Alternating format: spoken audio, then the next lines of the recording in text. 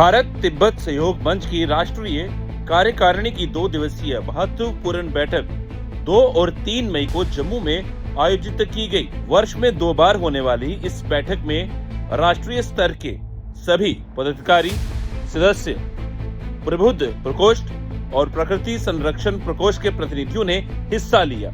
कुल मिलाकर संगठन को दिशा देने वाली पूरी टीम ने जम्मू में बैठकर गहन चिंतन और मंथन किया। इस बैठक का मुख्य उद्देश्य संगठन को और अधिक मजबूत बनाना, मिशन को जन जन तक पहुंचाना और आम जनता की भागीदारी सुनिश्चित करना रहा। भारत तिब्बत सहयोग मंच का स्पष्ट लक्ष्य है तिब्बत की आजादी, कैलाश मानसरोवर की मुक्ति, पर्यावरण संरक्षण और भारत की सामरिक सुरक्षा। इन सभी विषयों को लेकर देश भर में एक व्यापक जन जागरण अभियान चलाने का निर्णय लिया गया। बैठक में विशेष रूप से पूर्वोत्तर भारत पर भी चर्चा हुई, जिसे सामरिक, सांस्कृतिक और पर्यटन की दृष्टि से बेहद महत्वपूर्ण माना जाता है। मंच पिछले 15 वर्षों से तवांग तीर्थ यात्रा का आयोजन कर रहा है।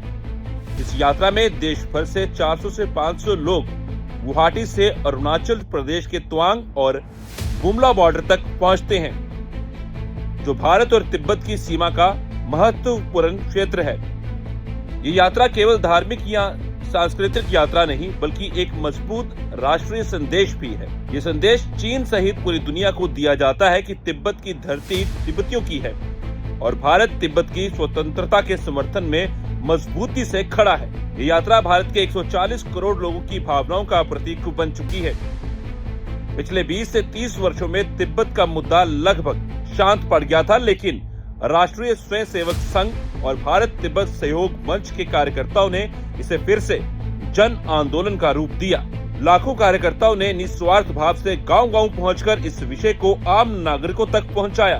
कैलाश मानसरोवर केवल सनातन धर्म ही नहीं, बल्कि बौद्ध, जैन और सिख परंपराओं के लिए भी गहरी आस्था का केंद्र है।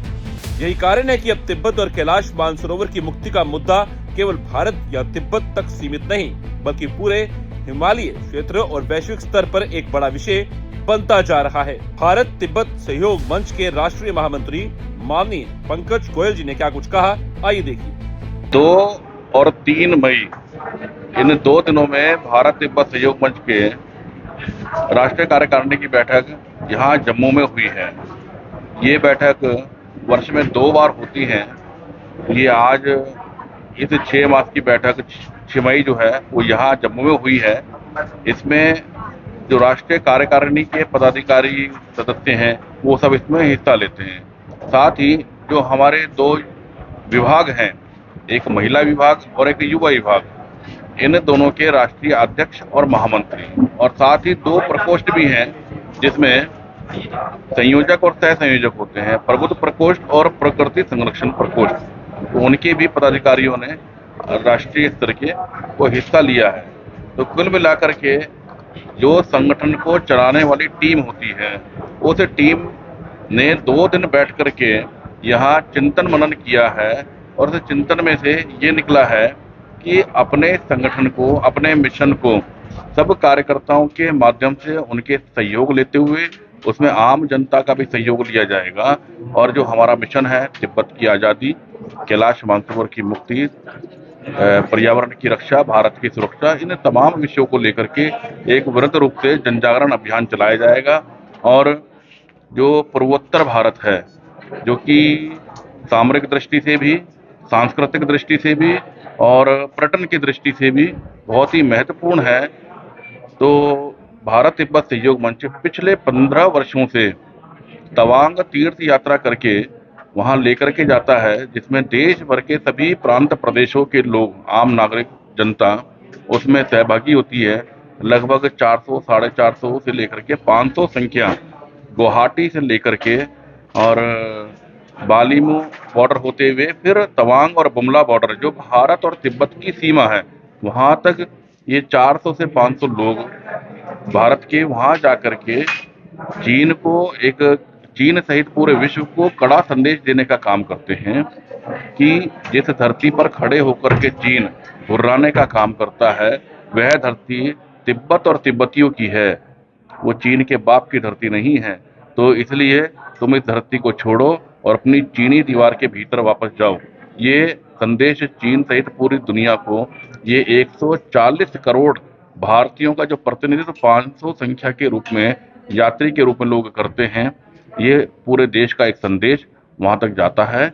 और आने वाले समय में हमें यही पूरा विश्वास है कि जिस प्रकार लगभग 20, 25, 30 वर्ष पूर्व तिब्बत की आज़ादी का मुद्दा या तिब्बत का विषय ये कहें कि मृत प्राय लगभग हो गया था, लेकिन इन 20, 25, 30 वर्षों में राष्ट्रीय स्वयंसेवक संघ, उसके स्वयंसेवकों के द्वारा जो भारत तिब्बत सहयोग मंच की के कार्यकर्ताओं के द्वारा लाखों लाख कार्यकर्ताओं ने निस्वार्थ भाव से दिन रात एक करके पूरी मेहनत से बिना किसी स्वार्थ के जो आम जनता तक पहुंच करके इस विषय को जन जागरण के साथ एक आम नागरिक का विषय बना दिया है।